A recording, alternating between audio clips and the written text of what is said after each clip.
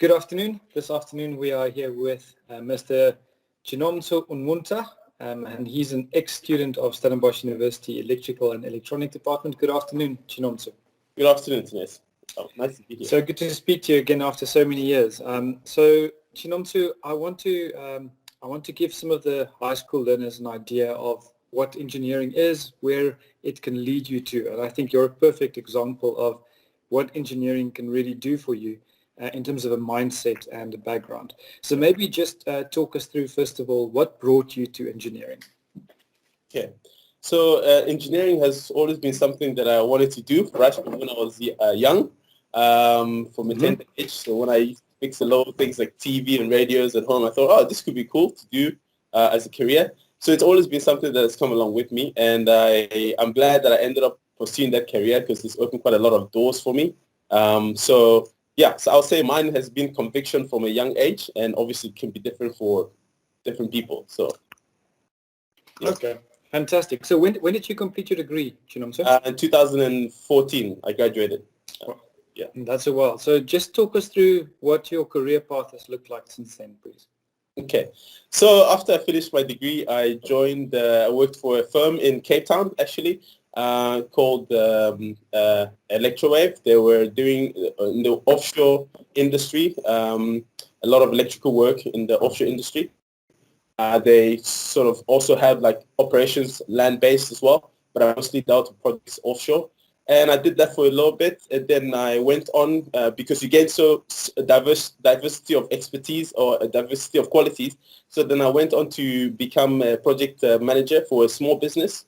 So whereby I try to operationalize impact them in sort of efficient ways of operations. So I did that for a little bit, and then, but the whole time I've thought like my interest in sustainability has always been quite high. How can we optimize what we do based on like materials we use, based on like processes? So that led me to study, come to Sweden, where I completed my master's in sustainability and leadership, and now working within the field of sustainability as it leads to like infrastructure. It could be whatever, engineering sustainability, material sustainability, ecological sustainability. So that's where I ended up at the moment. Yeah. Okay, fantastic. Well, which company are you working for? Or is it a research institute? So at the moment, I'm doing a few things. So I'm a guest lecturer and also part of the university that I work with, that I studied, Malmo University. And at the same time, I'm also starting my own entity. So it's Futurely, a registered company in Sweden. So that's what I'm doing in the moment. And I do some other jobs, consultancy jobs at the moment. So that's what I'm busy with. Yeah. Excellent. So help me out here. If you try to think back to when you did engineering, you obviously learned a lot of things. Which two things, if you want more, which two things were most important to help you do what you do today and achieve where you are right now? The first, I'll say analytical thinking. Engineering gives you a great set of skills in terms of seeing a problem, seeing the bigger picture, seeing where each piece fits into each other. So that really helped me a lot all through my career up until this point. So obviously with sustainability, I bring a different aspect to it. So a lot of people, quite a few people are from the social aspect, but coming from an analytical part, that really helps me to contrast in terms of like thinking. And also next thing, professionalism. Engineering taught me how to be a professional. When you have to do stuff, or at least in the E&E department, they were quite professional in terms of like handlings, like you have to get things on time, you have to do things and be responsible for what you do, So those the two main things that I think that I learned a lot, and it's really helped me a lot throughout my career, I'd say. Yeah. Excellent answers. When you went from school to university, what was the biggest shock to your system? The one thing that you didn't expect when you started studying engineering? There's a lot of maths in engineering.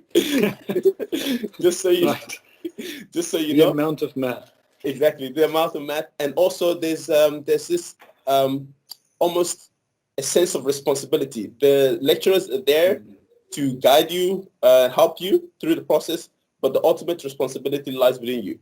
Because it's at school, teachers are always checking in that you there, like in class, or they phone your parents or all sorts of things.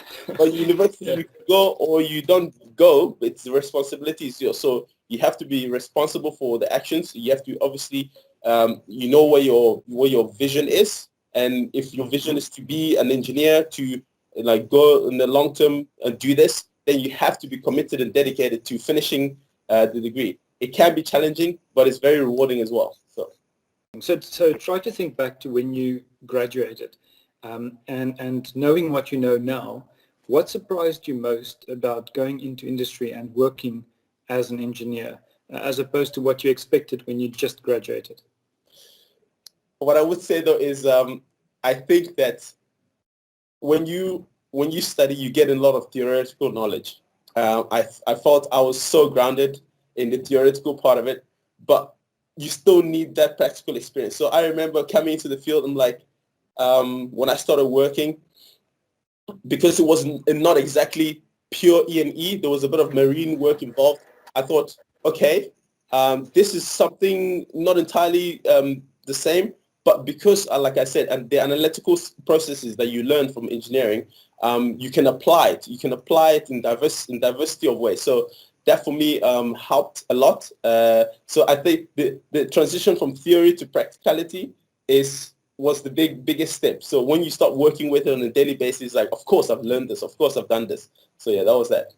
Like I said before, engineering opened so many doors for me, and just the way of thinking. Although you meet a lot of different people, different diversity of people, not all of them have quite the same experience as you gone through, like from an engineering point of view, in terms of I keep emphasizing the analytical skills. Although I'm involved in a field that is seems to be quite theoretical, but there's that sense of what I bring extra to the field, and that's the analytical implications of that I learned through engineering. So I think that's one thing that it really would make me do it all over again.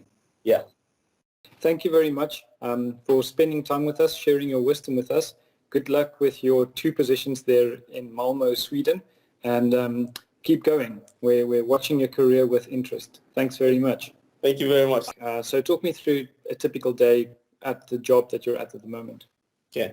So because my job kind of spans twofold, because I'm part of the academia, and I'm also a part of the business part. So I try to combine both. But a typical day will be I get up and then I look through what the meetings that I have throughout the day. So a lot of meetings with my business partners and trying to find meetings with potential clients. And then on the other hand, with academia, it's like reading a lot of articles, keeping up to date with what's happening within the field of sustainability and engineering, because there's a huge potential for engineering to be one of the front runners or core people when it comes to sustainability. So I keep up to date with that knowledge as well. And then I help out with the advisory of the students at the university as well. So a day would be get up, meetings, quite a lot of meetings, and then I work on some of the processes that we need to because we're a startup. Obviously, we need to work kind of more hours than usual. Yeah. So that's basically it. As a lot of meetings, a lot of documentation, and I would say a lot of reading as well.